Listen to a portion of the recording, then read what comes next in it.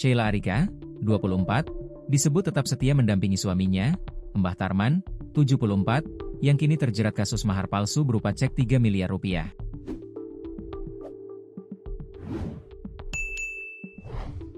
Kuasa hukum Mbah Tarman, Imam Bajuri menyebut Sheila ikut mendampingi suaminya untuk memenuhi panggilan penyidik namun tidak ikut hingga ke Mapolres.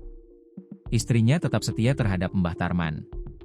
Saat memenuhi panggilan penyidik, ia ikut mendampingi Tarman sampai di kantor kami, kata Imam Bajuri, dikutip dari Sripoku, Jumat, 5 Desember 2025. Adapun kini Mbah Tarman, 74, sudah resmi jadi tersangka karena kasus mahar fantastis berupa cek 3 miliar rupiah ternyata palsu.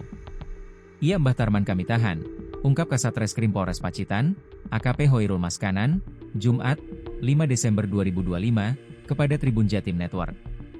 AKP Hoirul menyatakan bahwa saat ini status Tarman sudah naik menjadi tersangka. Setelah sebelumnya diperiksa sebagai saksi. Ya, sudah tersangka. Dia, Mbah Tarman, ditahan karena memalsukan dokumen dalam hal ini cek, kata AKP Hoirul. Dia menjelaskan bahwa telah memanggil beberapa saksi. Termasuk saksi ahli telah memberikan keterangan perihal cek. Saksi ahli menyatakan bahwa cek yang diberikan tidak sesuai dengan asli. Kami sudah mengantongi 2 alat bukti, tambahnya.